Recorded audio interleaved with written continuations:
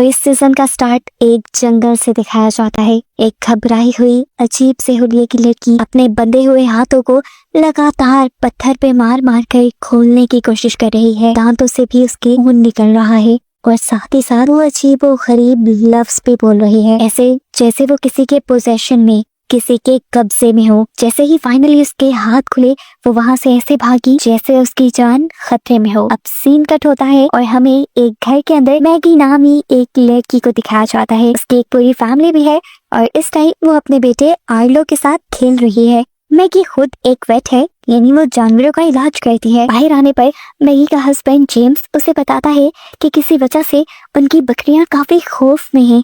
यहाँ इनकी बातों से हमें पता चलता है कि आजकल ये दोनों एक दूसरे के साथ खुश नहीं थे। जेम्स मैगी से कहता है जो भी बात है हम मिल बैठकर उसे सॉल्व कर सकते हैं, लेकिन मैगी जवाब में कहती है नहीं, मैं अभी इस टाइम इस चीज के लिए नहीं तैयार। ये कहकर वो अपने एनिमल शेड के अंदर चली जाती है, जहाँ उसने बहुत से घोड़े भी रखे हुए थे और वो सारे के सारे घोड़े भी काफी डरे हुए नजर आ रहे थे। यहीं इस एनिमल शेड की वीडियो से हमें दिखाया जाता है कि मैगी का बेटा आर्लो जंगल की तरफ भाग गया है, जिसे किसी ने नहीं देखा सिवाय उस लड़की के जो जंगल में कहानी के स्टार्ट में भी हमें दिखी है। और वो चुपके से अजीब और गरीब नजरों से अब आर्लो को देख रही है। शाम हो जाती है, जहाँ पर आर्लो का कुछ पता नहीं चलता। मैगी को बहुत फिक्र हो रही थी, लेकिन जेम्स उससे कहता है तुम जानती तो हो आर्लो की पुरानी आदत है छुपने की, कहीं छुप गया होगा वो। अभी वो यही बात कर रहे थे कि घबराए हुए उनके नेबर्स उनके घर आए, जिनका घोड़ा डर के मारे अजीबो गरीब हरकतें कर रहा था, यहाँ तक कि उसने तो अपने आप को नुकसान भी पहुंचा लिया और अब उसकी हालत खराब थी। जिस्म के कई हिस्सों से उसके खून निकल रहा था। मैगी अपने नेबर रूबिन को इस घोड़े को लेकर हॉस्पिटल जाने को कहती है, जहाँ पर अब वो उसके साथ खुद भी जा रही थी और बाकी ही लोग घर पर रुककर आर्लो को ढूंढने वाले थे। रूबिन की वाइफ और बेटा यानी जेम्स के नेबर भी अब उनके घर आ जाते हैं और इस टाइम रेडियो में सबको अजीब और गरीब आवाजें सुनाई देती हैं। रूबिन का बेटा निकोलस बताता है यह आवाजें उसने आज पहले भी सुनी है और रूबिन की वाइफ वलेरिया एक चौंका देने वाली बात इन्हें ये भी बताती है कि उनके एक नेबर्स का डॉग भी आज गायब है। हाँ, यहाँ क्लिनिक में हम देखते हैं कि मैगी उस घोड़े का इलाज कर रही थी, जहाँ उसे घोड़े के जिस्म पे बहुत गहरे कट दिखाई दिए। शुक्र था कि उसकी कोई वेट डैमेज नहीं हुई थी। सीन कट होकर हमें जंगल में फाइनली अब आर्लो को दिखाया जाता है। आर्लो अभी भी जंगल के अंदर अपनी गोट को ढूंढ रहा था, जहाँ वो अजीब और गरीब सी लड़की अभी भी आर्लो का ही पीछा कर रही थी और साथ ही साथ अपने मुंह में अजीब और गरीब लफ्ज भी बोल रही थी। अब तो जंगल में उसे ढूंढते हुए भी सारे आ गए थे।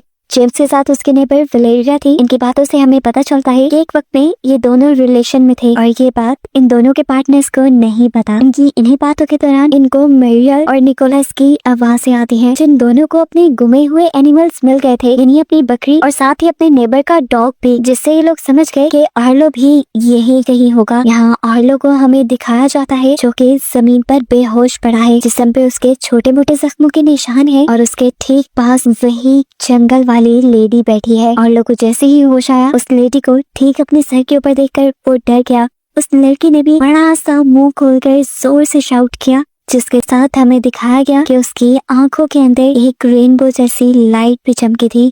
वही लाइट आर्लो की आंखों में भी चमकती है, जिसके बाद आर्लो भी जंगल से घर वापसी के लिए मर जाता है। इन सबको घंटों की तलाश के बाद भी जब आर्लो नहीं मिला था तो थक हार कर ये घर वापस आ गए और इन्होंने पुलिस में इन्फॉर्म करने का डिसाइड किया। इनके घर आते ही पीछे से आर्लो भी आ गया था, जो अब उसी जंगल वाली औरत की तरह कुछ अजीबोगरीब वर्ड्स बोल रहा था। अपने मॉम के करीब आते ही वो बेहोश हो जाता है। अंदर जंगल में देखने को मिलता है कि किसी अजीब सी चीज ने उस लड़की को पकड़कर मार दिया, जो सुबह से ही जंगल में भटक रही थी। यहाँ देखने को मिलता है कि आर्लो की फैमिली आर्लो के ऐसे बेहोश होने से काफी परेशान हो चुके थे। वो पहले एम्बुलेंस को कॉल करने की कोशिश करते हैं, लेकिन उनके फोन्स में सिग्नल आना बंद हो चुके थे। इतने में ही इनके घरों के बाहर एक कार आकर रुकी, जिसमें से एक मास्क पहना आदमी निकला, जिसने इनके घर के चारों तरफ एक ब्लू कलर की लाइन लगा दी और फिर बोर्ड पे लिखते हुए इन्हें ये वार्निंग दी कि इस लाइन को क्रॉस मत कर लेना। जेम्स उसकी ये बात समझ नहीं पाता, उससे बात करने के लिए आगे बढ़ता है और पीछे हम देखते हैं कि इनके घरों की लाइट्स भी फ्लिकर हो रही थी। इन लोगों ने जब आर्लो को हॉस्पिटल ले जाने की भी कोशिश की थी, तब इनकी कार्स भी चलना बंद हो गई थी। वो इन सब के बारे में उस मास्क वाले आदमी से पूछना चाहते थे, लेकिन मास्क वाला आदमी गन निकालते हुए उन्हें आगे बढ़ने से रोक देता है। और खुद ये वार्निंग देते हुए वहाँ से चला जाता है कि किसी पे एतबार मत करना। उसकी मॉम उसकी बैंडेजेस कर रही थी। वो उससे पूछती है कि आखिर तुम्हारे साथ हुआ क्या था, लेकिन आर्लो को तो कुछ याद नहीं था। लेकिन फिर एकदम से वो अजीबोगरीब लफ्ज बोलने लग जाता है, बिल्कुल वैसे ही जैसे वो जंगल वाली लेडी बोल रही थी। उसकी ये हालत देखकर ये सब लोग डर जाते हैं और आर्लो इन सब से कहता है जल्दी से जल्दी यहाँ से निकल जाओ, क्योंकि यहाँ पर असैसिन्स आने वाले हैं जो सबको मार देंगे। उसकी बात ही यहाँ किसी को समझ नहीं आती। निकोलस यानी इनका नेबर भी जब आर्लो से मिलने के लिए आता है तो आर्लो उसको भी इतनी जोर से धक्का देता है कि दीवार पर लगने से उसका सर फट जाता है। मेरियल यानी उसकी बहन उसे कंट्रोल करती है और आर्लो एक और मर्तबा बेहोश हो जाता है। उसे होश आया तो मेरियल ने उससे पूछा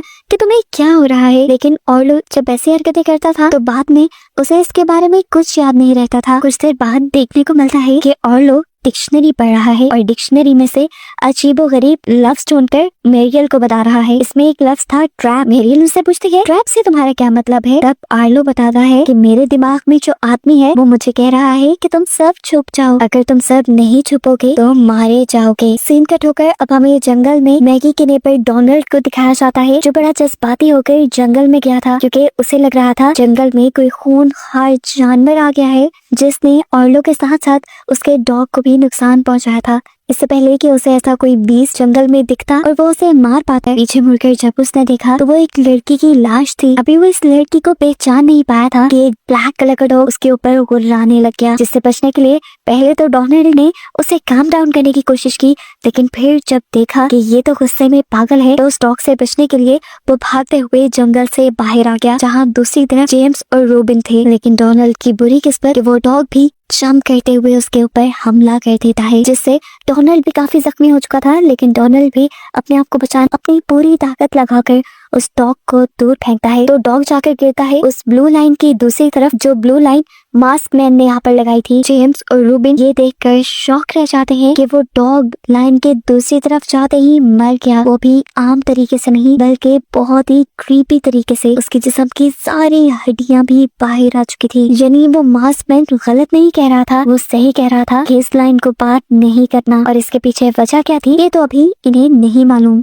यहाँ पर हम देखते हैं कि डोनाल्ड की वाइफ अपने घर जाने की जिद कहती है और उसका घर ब्लू लाइन के दूसरी तरफ था। ये सब लोग उसे रोकने की कोशिश भी करते हैं, लेकिन वो नहीं मानती किसी की भी बात और वो ब्लू लाइन क्रॉस कर लेते हैं। उसकी ब्लू लाइन के क्रॉस करते ही उसकी भी मौत बिल्कुल डॉग जैसे तरीके से हुई। उसकी बॉडी अजीबोगरीब तरीके से सिकुड़ गई और उसकी हड्डियां बाहर आ गई और वो ऐसे खौफनाक सा ढांचा बनकर रह गई। इतनी खौफनाक और खतरनाक मौत को देखते हुए ये सब लोग भी डर गए। डोनाल्ड भी अपनी मरी वाइफ को देखकर बहुत ज्यादा घबरा चुका था। अपने होश खोते हुए जैसे ही वो अपनी वाइफ को टच करने की कोशिश करता है तो उसके हाथ की स्किन भी खराब हो जाती है, जो देखते हुए रॉबिन और जेम्स बहुत ही मुश्किल से उसे पीछे की तरफ खींचते हैं। लेकिन डोनाल्ड तो जैसे अब अपने होश में ही नहीं था, उसे ही शॉक लगा था। सुबह होने तक वो ऐसे ही शॉक में बैठा रहा। यहाँ हम देखते हैं कि जेम्स और मैगी सारी सिचुएशन को डिस्कस कर रहे थे और इस सब के दौरान मैगी बहुत ही ज्यादा रूड थी जेम्स से। जेम्स जब इसके बारे में सवाल करता है तो गुस्से में मैगी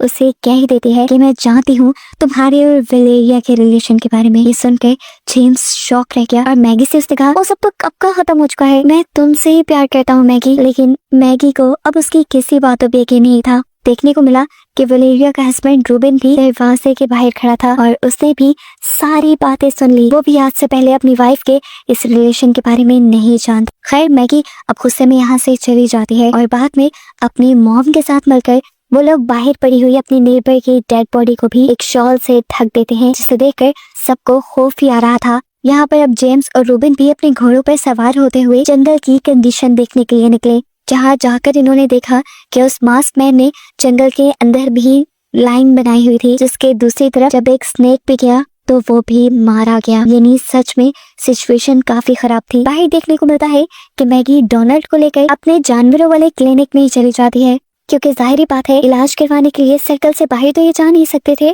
इसलिए वहीं पर पड़ी हुई चीजों से मैगी ने डोनाल्ड का इलाज किया। मैगी के घर पर तीनों बच्चे मिलकर बैठे हुए थे। निकोलस और मेरियल नोटिस करते हैं कि ऑर्लो बहुत बड़ों की तरह डिक्शनरी में वर्ड्स ढूंढ रहा था, जबकि ऑर्लो के लिए ऐसा करना इम्पॉसिबल था। वो ऑर्लो से पूछते हैं कौन हो तुम और क्या कर रहे हो। तब वो बच्चा कहता है मैं ऑर्लो नहीं हूँ। ऑर्लो इस टाइम दिमाग में सो रहा है, इस वक्त उसके दिमाग पर मैंने कब्जा किया हुआ है। और मैं हूँ हार्बिंजर। अब वो हार्बिंजर एकदम से मेरियल का हाथ पकड़ कर उसे कहता है या तो तुम छुप जाओ या तुम सब मारे जाओगे। उसके इस तरह हाथ पकड़ने पर मेरियल भी डर गई थी। वो जबरदस्ती जब अपना हाथ छुड़वाने की कोशिश करती है तो उसके पीछे पड़ा हुआ ग्लास रेनबो ड्राइंग के ऊपर गिर जाता है और सारे कलर मिक्स हो जाते हैं, जो देखकर हार्बिंजर को एक आइडिया आता है और वो मेरियल और निकोलस को लेकर जंगल के बीचों बीच चला जाता है। जंगल में ये लोग ऐसी जगह पे पहुंचे थे जहाँ इन्हें बहुत सारे जानवर मरे हुए नजर आ रहे थे और वहाँ पे एक जले का निशान भी था और साथ ही बहुत सारे पत्थर भी। हार्बिंजर के मुताबिक ये मेट्रॉइड्स थे। हार्बिंजर बताता है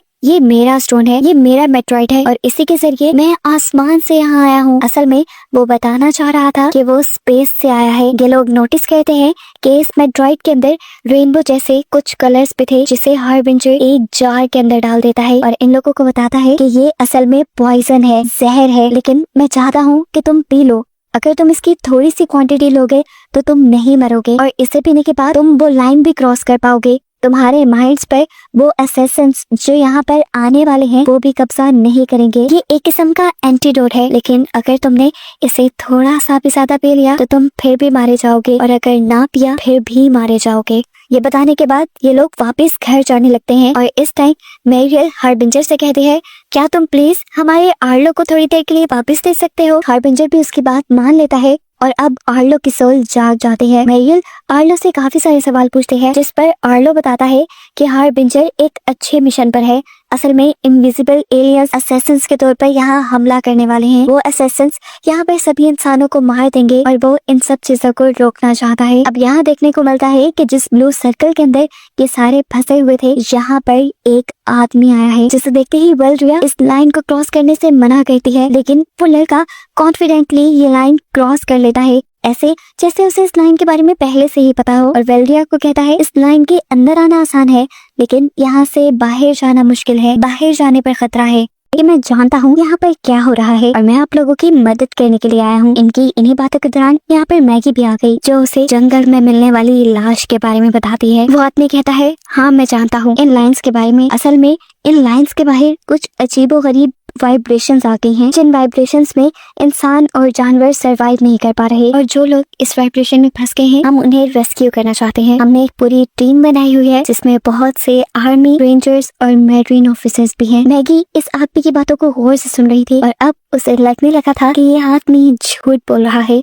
क्योंकि अगर उसकी इतनी बड़ी फोर्स थी तो वो यहाँ पर अकेले क्यों आया था। और इस चीज का एहसास होते ही कि मैगी उस पर यकीन नहीं कर रही, ये आदमी उसके ऊपर हमला करने की कोशिश करता है, लेकिन मैगी तो उससे भी ज्यादा चौकन्नी खड़ी हुई थी, क्योंकि उसने अपने हाथ पे पकड़ी हुई गन से इस आदमी के सर पर वार करते हुए उसे यहीं पे बेहोश कर दिया और फिर उसे वहीं एक पिलर से बांध दिया। जिसके बाद मैगी ने उसके सामान को चेक किया, जिसके अंदर से जिप टाइज और काफी इलीगल चीजें निकली और ऐसे उसे ये बात कंफर्म हो गई कि वो अपनी आइडेंटिटी के बारे में झूठ बोल रहा था। इतनी देर में यहाँ पर वेलरिया भी आ जाती है और इन दोनों की यहाँ पर बहस होने लगती है, क्योंकि वेलरिया का मैगी के हस्बैंड जेम्स के साथ अफेयर था। वेलरिया मैगी को यकीन दिलाती है कि अब जेम्स और उसके दरमियान में कुछ नहीं है, लेकिन मैगी का एतबार इन दोनों पर से ही खत्म हो चुका था। इनकी इन्हीं बहस के दौरान उस आदमी को भी होश आ गया।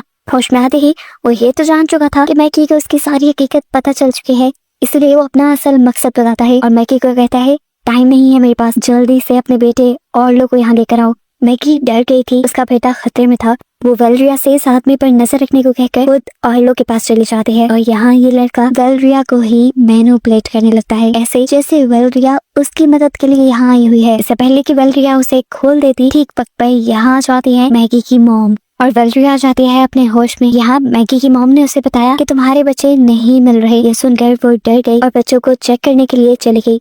जाने से पहले उसने एक गन मैगी की मॉम को दे दी ताकि वो इस आदमी के ऊपर नजर रख सके। अब वो आदमी मैगी की मॉम को ही मैनिपुलेट करने की कोशिश करता है, उसे जानबूझकर अपने पास बुलाता है, ये कहते हुए कि मेरी आंख पे लगा हुआ ये खून तो साफ कर दो। और जैसे ही वो उसके पास आती है तो आदमी मैगी की मॉम को मुंह खोलने को कहता है और अजीब तरीके से चलाता है, ऐसे कि उसकी आंख में भी कुछ रोशनी नजर आती है और वही रोशनी फिर चली जाती है मैगी की मॉम की आंखों में, जिससे मैगी की मॉम पूरी तरह पोसेस हो गई थी और उन्होंने एक ही गोली मारकर फिर इस आदमी को मार डाला। और इस दिन से हम अंदाजा लगा सकते हैं कि ये सब कुछ जो हो रहा है वो कोई और ही ताकत कर रही है, जैसे अब वो ताकत इस आदमी से मैगी की मॉम के अंदर शिफ्ट हो गई है। इसके बाद मैगी की मॉम उस आदमी को खोल देती है और अपना सर दीवार से टकरा कर जख्मी कर लेती है, ताकि सब लोगों को ये फील हो कि पहले इस आदमी ने मैगी की मॉम के ऊपर हमला किया और डिफेंस में फिर मैगी की मॉम ने इस आदमी को मार डाला। जंगल में ऑर्लो, उसकी बहन और उसका दोस्त जो घर की तरफ वापस आ रहे थे, इन्हें जंगल के बाहर ब्लू लाइन के दूसरी तरफ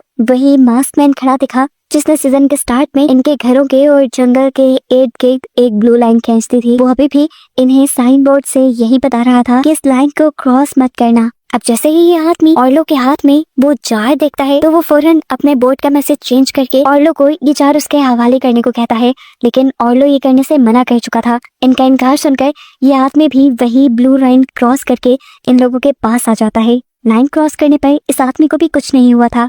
याद भी निकोलस से जार लेने के लिए लड़ने लग जाता है, जिस चक्कर में ये जार ही टूट गया। निकोलस इस आदमी को अपना दुश्मन समझते हुए चाकू से उसके ऊपर वार करता है, लेकिन ऑर्लो यहाँ इन्हें बताता है कि ये हमारा दुश्मन नहीं है। ऐसे लग रहा था कि ऑर्लो के अंदर जो एलियन हार्बिंजर है वो इस आदमी को जानता हो। यह आदमी अब उससे कहने लगता है, हार्बिंजर, मैं तुम्हारी मदद करना चाहता था, लेकिन उस दिन तुम कार से निकलकर भाग गए। इस आदमी को इस तरह ऑर्लो से बात करते देखकर ये दोनों भी समझ गए कि यह आदमी उनका दुश्मन नहीं है, इसीलिए ऑर्लो की बहन ने उसकी चोट पे पट्टी भी की। दूसरी तरफ हम देखते हैं कि जेम्स और रूबिन चलते हुए एक घर के पास आए हैं, जिस घर के बाहर बुरी तरह डॉग्स भौंक रहे थे। रूबिन शूट करते हुए उन डॉग्स को डरा कर चुप करता है और वहाँ बने एक स्टोरेज रूम के अंदर चला जाता है, जहाँ एक बहुत बड़ा रोशनियों का दरख्त था। और दूसरी तरफ जेम्स यहाँ पर इस घर को चेक करने लगा और जैसे ही वो गन लिए बेसमेंट में गया तो एकदम से किसी एंटिटी ने उसे खींच लिया और वो यहीं बेहोश हो गया। काफी देर बाद जब उसे होश आया तो इस टाइम उसके सामने एक मास्क पहने आदमी था, जो जेम्स से कहता है, कोई एक वजह मुझे ऐसे बता दो जिसके लिए मैं तुम्हें ना मारूं। तो जेम्स यहाँ उसे अपने और अपनी फैमिली के साथ होने वाली अजीबोगरीब चीजों के बारे में बताने लग जाता है, जिसकी बातों पे ये लड़का ज्यादा ध्यान नहीं दे रहा था। और फिर जेम्स ने उसे मास्क मैन के बारे में बताया, जो उनके घरों के साइड पे एक ब्लू लाइन खींच गया था। ये सुनकर वो लड़का समझ गया कि जेम्स मैकनब के बारे में बात कर रहा है, जो अभी ऑर्लो और उसके साथियों को जंगल में भी मिला है। ये लड़का मैकनब को कैसे जानता था और आखिर वो मास्क मैन मैकनब था कौन, यही बताने के लिए कहानी फ्लैशबैक में चली जाती है, जब मैकनब एक बार में बैठा है, जबकि वो लड़का ट्रेविस इसी बार में काम करता है। पता चलता है कि इस टाइम मैकनब के अंदर कोई और एंटिटी थी, किसी पावर ने उसे पोजेस किया हुआ था, अपने कब्जे में लिया हुआ था। मैकनब अजीब तरीके से ट्रेविस से कहता है, वो सब लोग यहाँ आ रहे हैं और यहाँ पर एक ट्रैप बिछा रहे हैं जिसमें सारे मारे जाएंगे, और तुम जानते हो इन्हें देख पाना भी मुमकिन नहीं, लेकिन वो हर तरफ फैल गए हैं।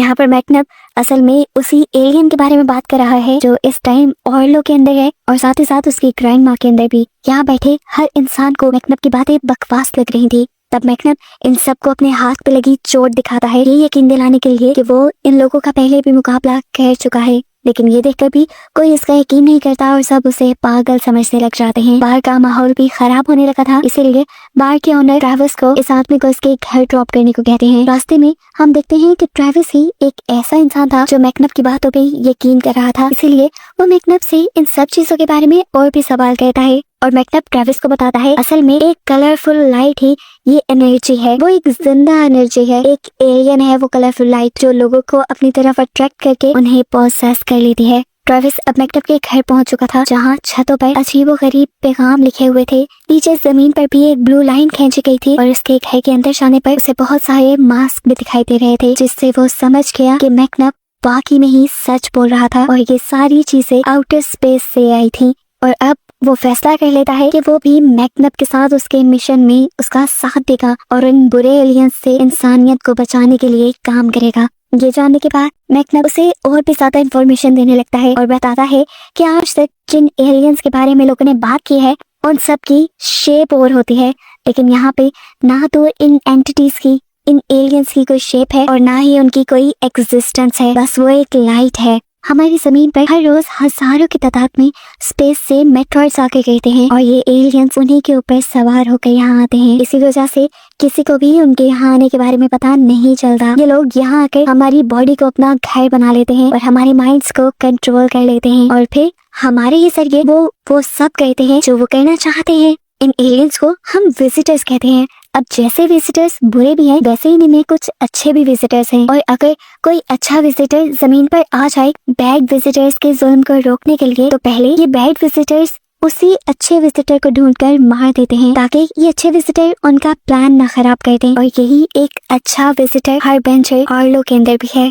इसीलिए तो आर्लो को मारने के लिए वो आदमी भी आया था, क्योंकि उसके अंदर एक बैड विजिटर था। जो बैड विजिटर अब आर्लो की ग्रैंडमा के अंदर है, और हम ये जान गए हैं कि वो अब आर्लो के अंदर के अच्छे विजिटर को मारना चाहता है। देखने को मिलता है कि इनकी बातों के दौरान इन्हें आसमान में से कुछ रोशनियां गिरती हुई दिखाई दी, जिन्हें देखकर मैकनम ने कहा कि अब और विजिटर्स इस दुनिया में आ गए हैं। इतनी देर में यहाँ पर वो आदमी भी आ जाता है जो आर्लो को मारने के लिए आर्लो के घर गया था, जिसे आर्लो की ग्रैंडमा ने मार डाला। असल में मैकनम और ये इंसान मिलकर काम किया करते थे। यहाँ पर ये लड़का ट्रेविस को शूट करना सिखाता है, क्योंकि मिशन में अक्सर ऐसी चीजों की जरूरत पड़ जाती है। मैकनम ट्रेविस को यह भी बताता है कि वो लोग काफी टाइम से मेरी नामी एक औरत को ट्रैक कर रहे थे, क्योंकि इन्हें शक था कि उसके अंदर बैड विजिटर है। और उनका शक यकीन में तब बदल गया जब उसने अजीबोगरीब चीजें खरीदना शुरू की, जैसे कि जिप टाइज, पॉइजन और गन वगैरह। और इन्हें ये बात कंफर्म है कि मैरी अच्छे विजिटर्स को मारना चाहती है, और इन लोगों का मिशन ये है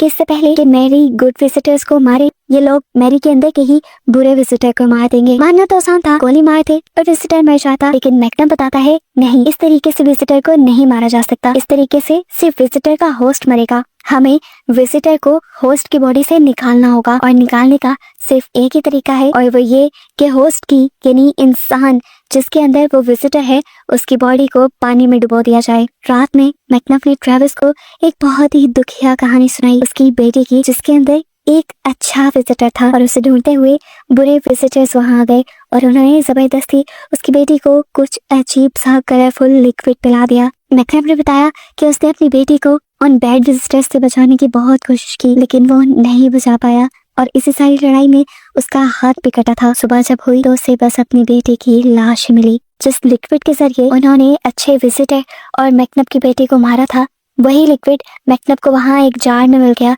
जिसे उसने एक छोटी सी बोतल के अंदर इकट्ठा कर लिया, और यही बोतल वो अब ट्रेविस को दे देता है। फिर सुबह होती है और ये लोग अपने मिशन पर निकल जाते हैं। ये लोग उस औरत का पीछा करते हैं जिस पर इन्हें शक था कि उसके अंदर एक बैड विजिटर है। वो लड़की एक औरत के घर जाती है और ये लोग भी उसका पीछा करते हैं। मैकनम बताता है कि जरूर इस औरत के घर के पास कल परसों एक मेट्रॉइड गिरा होगा, और ऐसे अच्छे विजिटर ने इसकी बॉडी में अपना घर बना लिया होगा, और ये लड़की जरूर इसे ही मारने आई है। अब इन्हें किसी भी तरह उस दूसरे अच्छे विजिटर को बचाना था और मैरी की बॉडी से बैड विजिटर को निकालना था। जल्दी से ही लोग अपने मास्क पहनते हैं और बाहर निकल आते हैं। मैकनम बोर्ड पे शी इज लाइंग लिखकर घर वालों को आगाह करने की कोशिश करता है, जबकि ट्रेविस जल्दी से बाहर पूल खोलकर उसे भरने लग जाता है जिसमें इन्होंने मैरी को डुबाना था। हम देखते हैं कि मैरी अब घर से बाहर निकलती है और वहाँ मौजूद इस घर के ओनर को मार देती है, जिसे मारने के बाद अब वो चली जाती है स्टोरेज रूम में और मैकनम जल्दी से इस घर की ओनर को लेकर बाहर आ जाता है। हम देखते हैं कि ये लड़की वही थी जिसे मूवी के स्टार्ट में हमने जंगल में देखा था। मैकनम देखता है कि अब मैरी ने कलरफुल लिक्विड को जमीन पर डाल दिया था, यानी उसने पूरा जाल बिछा दिया था यहाँ लोगों को मारने का। इसलिए मैकनम तेजी दिखाता है और ट्रेविस को लिए बगैर यहाँ से भागने की कोशिश करता है, क्योंकि सबसे ज्यादा जरूरी था उनके लिए एक गुड विजिटर की जान बचाना। उसको देखकर ट्रेविस बिल्कुल शॉक हो गया और उसने अपने मुंह से मास्क उतार दिया। यहाँ दिखाया जाता है कि मैरी को भी गोली लगी थी, जो जरूर मैकनम ने ही उसे मारी होगी, जिसकी वजह से उसकी बॉडी कमजोर हो गई और ऐसे विजिटर उसके अंदर सरवाइव नहीं कर सकता था। उसके करीब उसे ट्रेविस नजर आया, इसीलिए उसने ट्रेविस के पास जाकर उसे अपने कंट्रोल में कर लिया, जिसके बाद वो मैरी की बॉडी को छोड़कर ट्रेविस के अंदर चला जाता है। मैरी को होश आते ही वो भी बहुत ज्यादा दर्द में थी और वो देख रही थी कि अब ट्रेविस उसे मारने वाला है। असल में ट्रेविस नहीं बल्कि वो विजिटर मैरी को मारने वाला था, इसीलिए उसने अपने हाथ में पकड़ी हुई गन से ट्रेविस के ऊपर गोली चला दी और ऐसे ट्रेविस भी जख्मी हो गया। उसकी ऐसी हालत को देखकर जल्दी से ट्रेविस का दूसरा साथी यहाँ पर आया, ये जाने बगैर कि ट्रेविस के अंदर अब बैड विजिटर है। उसके करीब आते ही ट्रेविस के अंदर का विजिटर उसके दूसरे साथी को भी अपने कंट्रोल में कर लेता है, जिसके बाद वो उससे उसका मास्क उतरवाता है और उसका मुंह खुलवाते हुए ट्रेविस की बॉडी से उसके अंदर चला जाता है, क्योंकि ट्रेविस को भी गोली लग चुकी थी और ट्रेविस की बॉडी भी अब कमजोर हो गई थी, इसीलिए उसने बॉडी चेंज कर ली। और अब ये आदमी यानी ट्रेविस का साथी ढूंढने लग गया उस लड़की को जिसके अंदर गुड विजिटर यानी हार्बिंजर था, और यही हार्बिंजर आर्लो के अंदर गया है। अब सवाल यह था कि विजिटर जिस इंसान की बॉडी से निकलते थे उन्हें मार देते थे, तो ट्रेविस कैसे बच गया? ट्रेविस अपनी होशियारी से बच गया। जितने में विजिटर ने उस लड़के की पूरी बॉडी के ऊपर अपना कब्जा किया, उससे पहले ही ट्रेविस वहां से भागकर बेसमेंट में छुप गया, जहां प्रेजेंट में वो इस टाइम जेम्स के पास है। ट्रेविस अब ये भी जानता था कि वो बाहर जाएगा तो भी मर जाएगा, क्योंकि बाहर स्टोर रूम के अंदर एक बहुत बड़ा विजिटर्स का ट्रैप है। उस तरफ से बहुत से और विजिटर्स पैदा हो रहे हैं रोशनियों की सूरत में, जो यहाँ एक एक करके सभी इंसानों को अपने कब्जे में ले लेंगे। जेम्स उससे सवाल करता है, कोई तो रास्ता होगा इन्हें रोकने का, इन्हें मारने का। तब ट्रेविस जवाब देता है, इस ट्रैप को वही खत्म कर सकता है जिस विजिटर ने इसे बनाया होगा, और बाकी जो कोई भी उसे खत्म करने की कोशिश करेगा वो खुद ही मारा जाएगा। ये सब बातें बताने के बाद ट्रेविस एकदम से रोने लगा। जेम्स ने जब उससे रोने के बारे में पूछा तो ट्रेविस ने बताया, मैरी को मैं ट्रैप लगाते हुए देख रहा था, मुझे पता था वो ट्रैप लगा रही है, लेकिन मैंने उसे नहीं रोका अपने डर में, और शायद इस सारी मुश्किलों की जड़ मैं ही हूँ। ये कहते हुए वो जेम्स के पास चाकू फेंक देता है और कहता है, आजाद कर लो खुद को।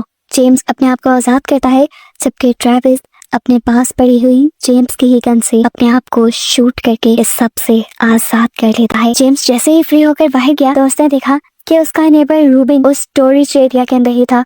उसे दरवाजा खटखटा कर रूबिन को बाहर आने को कहा, लेकिन रूबिन बताता है, यहाँ पे एक दरख्त है जिसने मुझे काबू कर लिया है और ये मुझे बाहर नहीं निकलने दे रहा, तुम किसी तरह इसका दरवाजा खोलो।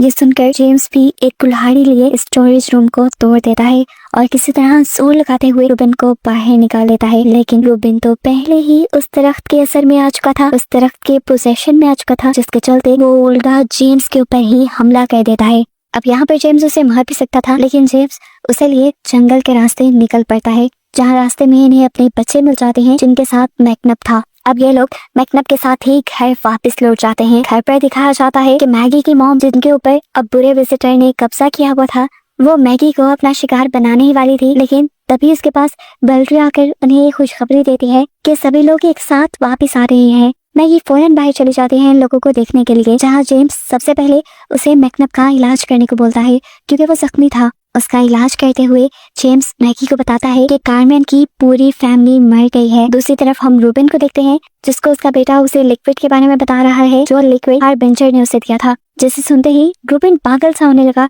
और उसने अपने बेटे को फौरन उस लिक्विड के पास ले जाने को बोला। सुबह होने पर जेम्स के साथ साथ मैकनब को पता चलता है कि मैकनब का साथी, जिसके ऊपर विजिटर ने कब्जा कर लिया था, वो मारा जा चुका है। जेम्स जब अपनी मॉम से कहानी सुनता है तो उसकी मॉम ने बताया कि उसने मेरे ऊपर हमला किया था, इसीलिए मैंने उसे मार दिया अपने डिफेंस के लिए। ये सुनकर जैसे ही वो स्टोरेज एरिया के अंदर उसे ढूंढने जाते हैं तो वहाँ उस आदमी की बॉडी नीचे गिरी पड़ी थी, और वहाँ मौजूद सारे सबूत यही बता रहे थे कि मैगी की मॉम को इस इंसान ने कुछ नहीं कहा, बल्कि मैगी की मॉम ने ही इसको मार दिया है। और इस चीज से ये लोग ये बात भी समझ जाते हैं कि विजिटर अब उनकी मॉम के अंदर आ चुका है। इसलिए जेम्स फौरन अपनी मॉम को ढूंढने के लिए निकल जाता है, और यहाँ पर डोनाल्ड, जो उसका नेबर है, वो मैगी को इन सारी चीजों के बारे में इन्फॉर्म करता है। दूसरी तरफ हम रूबिन की फैमिली को देखते हैं। ये सब लोग जंगल के अंदर उस मल्टी कलर के लिक्विड के पास गए थे, जिसे देखते ही रूबिन अजीब सी तरह से फ्रीज हो गया। इससे पहले कि वो इसे कुछ कर पाता, इन्हें यहाँ पर एक लोमड़ी दिखाई देती है, जो इस लिक्विड के पास आकर इस लिक्विड को खा लेती है। जिसके बाद उस लोमड़ी ने जब यहाँ लगी हुई ब्लू लाइन को भी क्रॉस किया, तब भी उसे कुछ नहीं हुआ। हालांकि इस लाइन को क्रॉस करने पर सारे जानवर और इंसान मारे जा रहे थे, कि देखकर निकोलस भी बहुत हैरान हो गया, और उसे तभी अपने साइड पे पड़ी हुई एक डायरी नजर आई, जो जरूर मैकनब की थी। उसने ये डायरी उठाई और सीन यहीं से कट होकर मैगी पर शिफ्ट हो गए, जो इस टाइम मैकनब का ही इलाज कर रही थी। ये सब करने के बाद वो अपने बेटे ऑर्लो के पास जाती है, क्योंकि उसकी बेटी मर्लिन ने उसे बताया था कि ऑर्लो की बॉडी के ऊपर किसी हार्बिंजर ने कब्जा किया हुआ है। इसीलिए वो हार्बिंजर से बात करने लगती है, तो हार्बिंजर उसे बताता है कि मैं एक मिशन पे यहाँ आया हूँ, मुझे अपना मिशन भी पूरा करना है और जल्द से जल्द वो मशीन भी ढूंढनी है जिसकी मदद से मैं वापस जा सकूं। लेकिन मैं जानता हूँ मुझे ये सारा काम बहुत ही होशियारी से करना होगा, क्योंकि अगर मैंने जरा सी भी कोई गलती की तो ऐसे में वो सारे विजिटर्स, जो बैड विजिटर्स हैं, असैसिन्स हैं, सबको मारना चाहते हैं, वो इंसानों के माइंड में जाग जाएंगे जो अभी तक सो रहे हैं। अब मैगी से सवाल करती है कि अगर तुम्हें वो मशीन मिल गई, तुम क्या करोगे? जवाब में वो कहता है, उस मशीन का बटन मैं खुद हूँ, मुझे वो मशीन मिल गई तो मैं उसे ऑन कर लूंगा, लेकिन मेरे ऑन करते ही सारे बैड विजिटर यहाँ के लोगों को मारने के लिए तैयार हो जाएंगे। हम देखते हैं कि यहीं पर लेटा हुआ मैकनब की बातें सुन रहा था, और ऑर्लो की बातें सुनने के बाद वो एकदम से जाग गया और उसने जल्दी से बंदूक उठा ली और मैगी से कहा, ऑर्लो को मेरे हवाले कर दो, वरना ये सब मारे जाएंगे। बाहर डोनाल्ड, जो अब सारी कहानी जानता था, वो ये सब देखकर होशियार हो जाता है और लोग को बचाने के लिए। फिलहाल के लिए तो वो और लोग को बचाकर वहां से कहीं ले जाते हैं, लेकिन फिर मैगी हार्बिंजर को कहती है कि तुम मेरी बॉडी में आ जाओ। लेकिन हार्बिंजर कहता है नहीं, मैं ऑर्लो की बॉडी में ठीक हूँ, क्योंकि ऑर्लो छोटा है और तुम सब ऑर्लो से बड़े हो, तुम उसकी केयर कर सकते हो। अगर मैं तुम्हारी बॉडी में आ गया तो तुम्हें बचाने के लिए तुमसे बड़े लोग कम होंगे। अब सभी लोगों को ये बात पता चल गई थी, मैगी की मॉम के अंदर भी वो बैड विजिटर था, जिससे इन लोगों को और लोग को बचाना था।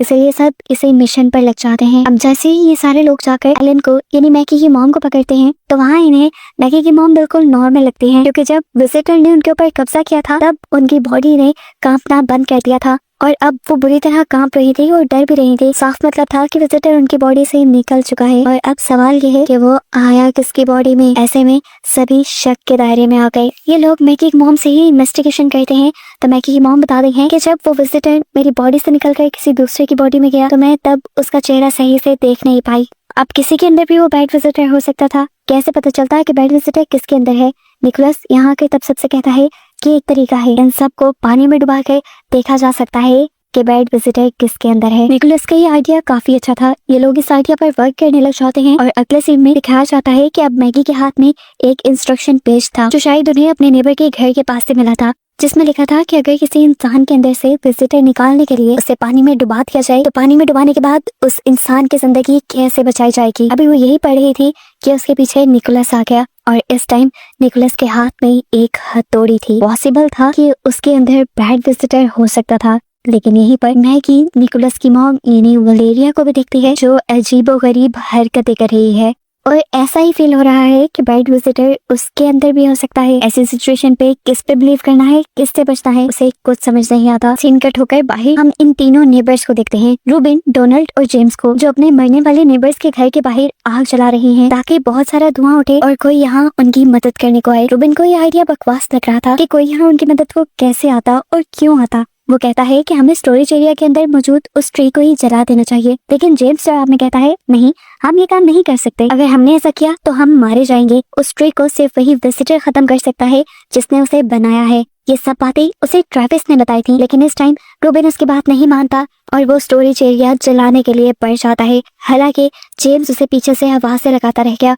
उसे रोकने के लिए डोनाल्ड भी गन लेकर पीछे गया, लेकिन रूबिन ने उसे ये कहते हुए ब्लैकमेल कर दिया, देखो मैं तुम्हारे भाइयों की तरह हूँ, कुछ भी बुरा नहीं करूंगा, तुम मेरे पे यकीन रखो। इसलिए डोनाल्ड अब उसके पीछे पीछे चल पड़ा। इसके बाद घर के अंदर हम निकोलस और मैरियल को देखते हैं, जो दोनों बातें कर रहे थे कि क्या विजिटर को निकालने के लिए लोगों को डुबाना ठीक रहेगा। तब निकोलस मेकअप की पड़ी हुई डायरी से पढ़कर बताता है कि एक मॉम ने अपनी बेटी को बचाने के लिए उसे डुबाया था पानी में, जिसके बाद उसकी बॉडी से विजिटर भी निकल गया था और बाद में उसकी मॉम ने अपनी बेटी को रिवाइव भी कर लिया, उसे सीपीआर देते हुए। लेकिन ये इतना भी बुरा मेथड नहीं था। इसी डायरी के अंदर एक ऑनलाइन ग्रुप का भी जिक्र किया गया था, जो ऑनलाइन ग्रुप अपने आप को रेजिस्टेंस कहते हैं। वो लोग भी इन विजिटर्स के बारे में जानते हैं और इंसानों के अंदर से इन विजिटर्स को निकालने का काम करते हैं, लेकिन आज तक ये लोग किसी के सामने नहीं आए और ये क्लेम करते हैं कि वो किसी भी इंसान के अंदर से विजिटर को बिना मारे निकाल देंगे। इन सबके जवाब में मर्लिन कहती है कि किसी पर भी ऐसे बिलीव करना मुझे तो ठीक नहीं लगता, और डुबाने वाला मेथड ये तो तकरीबन किसी का मर्डर करने के ही बराबर है। ये लोग इसी के बारे में बात करते रहते हैं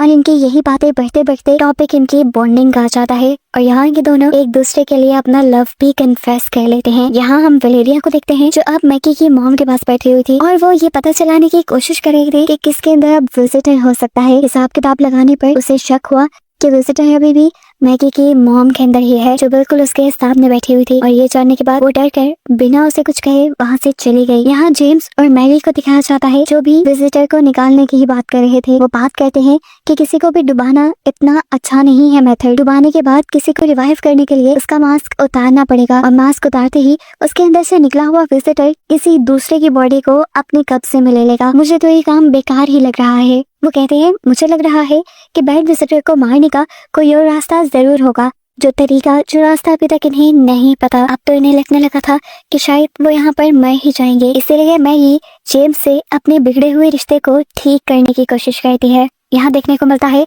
कि ऑर्लो के अंदर मौजूद हार्बिंजर एक ड्राइंग बना रहा था। मर्लिन के पूछने पर वो बताता है कि ये एक मैप है और यहाँ वो मशीन होगी। मर्लिन उसकी बनाई हुई ड्राइंग को जब मैप के ऊपर रखती है तो उसे मशीन की लोकेशन पता चल जाती है, जिस मशीन के जरिए हार्बिंजर यानी ये विजिटर वापस जाने वाला था। दूसरी तरफ अब हम देखते हैं कि रूबिन ने डोनाल्ड के साथ मिलकर उस ट्री को जलाने की कोशिश तो की, लेकिन वो ट्री पूरी तरह जला ही नहीं। और ऐसे ये लोग समझ गए कि जेम्स ठीक कह रहा था, ये ट्री खत्म नहीं होगा। अभी वो यही सब सोच रहे थे कि इनके सामने मैकनब आ गया, वही मल्टी कलर का लिक्विड लिए जिसके अंदर से ये विजिटर्स पैदा हो रहे थे, या कह लें कि जिनके अंदर ये विजिटर्स स्टोर हुए हुए थे। और इसी लिक्विड से तो वो दरख्त भी बना था। यहाँ दिखाया जाता है कि वलेरिया अपने बेटे निकोलस के पास आई है, क्योंकि उसका मानना है कि उसे पता चल गया है कि बैड विजिटर है किसके अंदर। निकोलस भी अपनी मॉम के पीछे पीछे आता है, जहाँ बाहर जाने पर वलेरिया उसे एक इंजेक्शन देती है। ये बेहोश करने वाला इंजेक्शन था और वलेरिया बताती है शायद इसके जरिए बैड विजिटर ऑर्लो को बेहोश करके हार्बिंजर को मारना चाहता है, यानी गुड विजिटर को मारना चाहता है।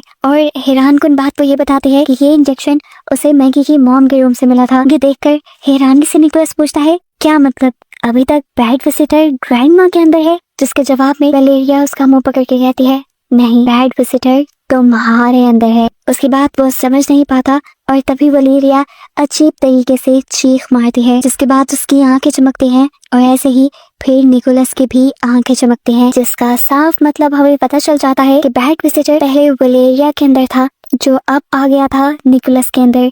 जैसे ही बैड विजिटर निकोलस की बॉडी को कंट्रोल में लेता है तो फौरन ही वो निकोलस से उसकी मॉम को लाइन के बाहर धक्का दिलवा देता है, जिससे उसकी मॉम यानी वलेरिया वहीं पर मारी जाती है। इस बैड विजिटर ने निकोलस के ऊपर कब्जा इसलिए किया था क्योंकि निकोलस ऑर्लो के ज्यादा करीब रहता था और ऐसे उसका टारगेट आसान हो गया था, यानी हार्बिंजर गुड विजिटर को मारना उसके लिए आसान हो गया था। इस सब के बाद हमें जंगल में एक नए कैरेक्टर को दिखाया जाता है, जो जंगल में एक गड्ढा खोदते हुए उसके नीचे से एक बैग निकालती है और बैग में से एक फोन निकाल कर किसी से मैकनब की लोकेशन पूछती है। और सीन यहीं से कट होकर हमें उन चारों लड़कों को दिखाया जाता है, यानी जेम्स, रूबिन, मैकनब और डोनाल्ड को। यहाँ हम देखते हैं कि मैकनब ने रूबिन को वो मल्टी कलर का लिक्विड दिया है और उसने बताया कि ये जो लिक्विड है इसे पीने पर तुम मरोगे नहीं, लेकिन इतने से लिक्विड को पीने के बाद तुम्हारे अंदर इतनी भी इम्यूनिटी नहीं आएगी कि तुम वो ब्लू लाइन क्रॉस कर पाओ। हाँ, पर इससे इतना फायदा जरूर हो जाएगा कि तुम ताकतवर बन जाओगे और उस ताकत को लेकर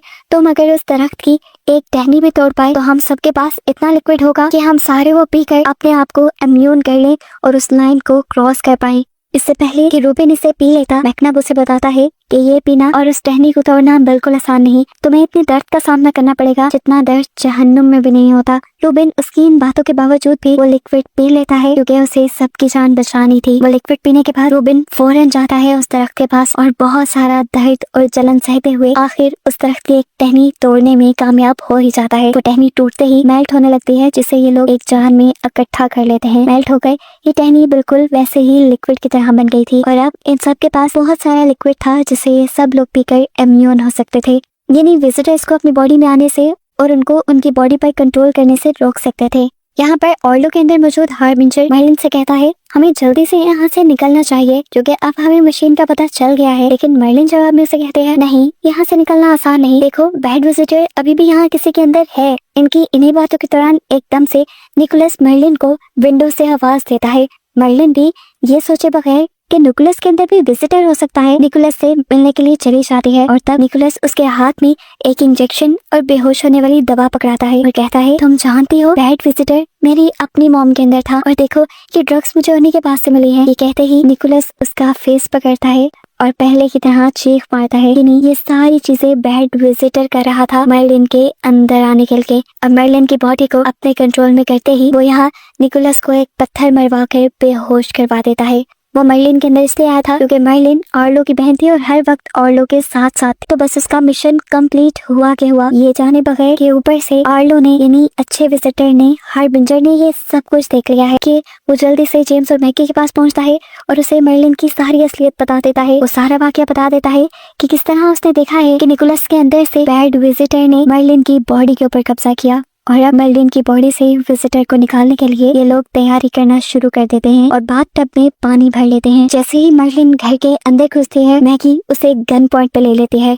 ऐसे बैड विजिटर को पता चल जाता है कि उन्हें मर्लिन के बारे में पता चल चुका है। बैड विजिटर इनसे कहता है कि अगर तुमने ऑर्लो को मेरे हवाले ना किया तो मैं तुम्हारी बेटी मर्लिन को मार दूंगा। यहाँ तक कि मर्लिन अपने गले के ऊपर चाकू भी रख चुकी थी, लेकिन उससे पहले ही पीछे से जेम्स ने आकर उसे कंट्रोल कर लिया और घसीटते हुए वॉशरूम में ले गया। दोनों मिलकर मर्लिन को पानी में डुबाने की कोशिश करते हैं, लेकिन ये सब इतना भी आसान नहीं था। किस तरह करके इन्होंने मर्लिन को पानी में डुबा ही दिया और काफी देर अंदर रहने के बाद जब मर्लिन ने तड़पना बंद किया तो इन्होंने जल्दी से मर्लिन को बाहर निकाल लिया। मैगी जल्दी से अपना मास्क निकालते हुए मर्लिन को रिवाइव करना शुरू कर देती है। वो उसे सीपीआर देती है, जिससे फाइनली मर्लिन को होश आ भी जाता है। और यहाँ एक मर्तबा के लिए लगता है कि अब बैड विजिटर मारा गया, लेकिन कहानी में तो ट्विस्ट था, और वो ये कि बैड विजिटर असल में आ गया था जेम्स के अंदर। क्योंकि जब ये लोग मर्लिन को पानी के अंदर डुबा रहे थे तभी मर्लिन ने हाथ उठाकर बड़े ही चालाकी से जेम्स का मास्क उतार दिया था, और ऐसे बैड विजिटर जल्दी से उसकी बॉडी से निकलकर जेम्स की बॉडी के अंदर आ गया था,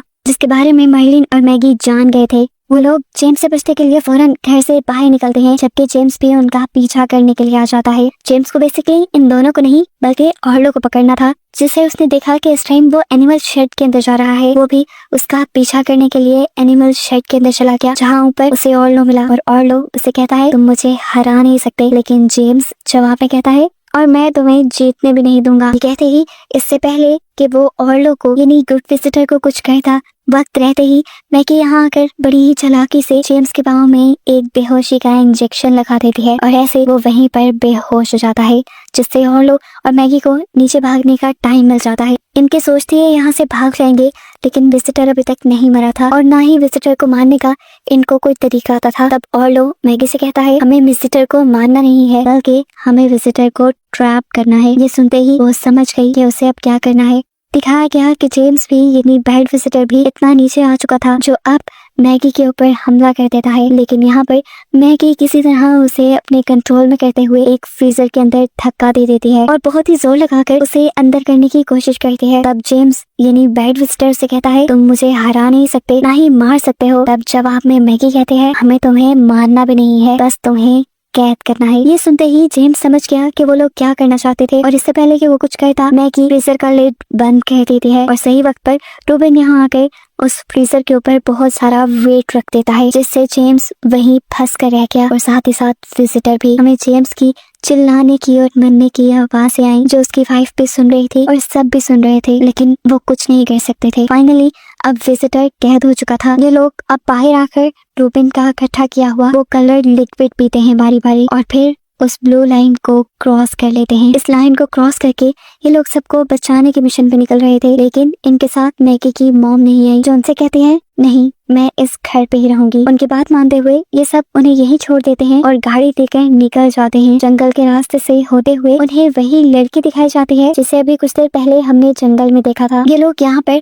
मैकनब की लोकेशन को ट्रैक करते हुए आए थे। इससे पहले कि ये लोग कोई आपस में बातचीत कर पाते, एक कार यहाँ आकर इन दोनों को जोर से हिट कर देती है और ये सब देखते रह जाते हैं। कार के अंदर से एक मास्क पहना आदमी निकलता है जो इनके बैग्स को चेक करता है, जिनके अंदर इन्हें बेहोशी वाली मेडिसिन और स्टेप्टाइज मिलती है, जिसका साफ मतलब था कि इनके अंदर भी बैड विजिटर्स थे। इसी कार के अंदर से एक लड़की निकलकर इन सबको बताती है देखा ये दोनों तुम्हारे दोस्त नहीं थे बल्कि दुश्मन थे, जिनसे मैंने तुम लोग को बचा लिया है, और मैं ये भी जान गई हूँ कि तुम सब इम्यून हो गए हो, और मैं तुम्हें ये बताना चाहती हूँ कि अब वो सब लोग इंसानों के अंदर जा गए हैं। इंसान अब खतरे में हैं। तुम चाहो तो उनसे खुद लड़ सकते हो, लेकिन ऐसे में तुम सबके बचने के चांसेस कम हैं। लेकिन अगर तुम हमारे साथ मिलकर टीम बना लो तो हम बहुत ताकतवर हो जाएंगे और उनसे लड़ना हमारे लिए आसान हो जाएगा। जिसके रिप्लाई में मैगी कहती है हम तब तक तुम्हारा साथ देने को नहीं मानेंगे जब तक तुम हमें सच सच ये ना बता दो कि यहाँ पे असल में चल क्या रहा है, जो बेसिकली इन सबको यहाँ पे समझ नहीं आया था। लेकिन इस लड़की के किसी भी जवाब से पहले ही ये सीजन एक मिस्टीरियस एंडिंग के साथ यहाँ खत्म हो जाता है।